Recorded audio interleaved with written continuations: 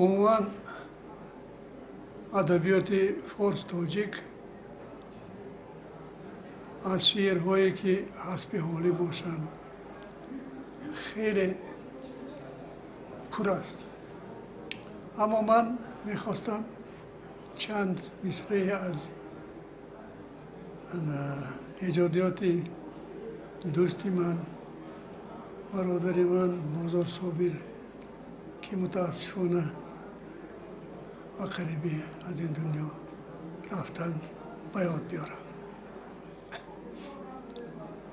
با نور بود هر آن که با نور بود، به نور بود هر آن که به نور بود. با نور که همیشه خوشه میگیرم من، سر تا قدمم درختی انگور.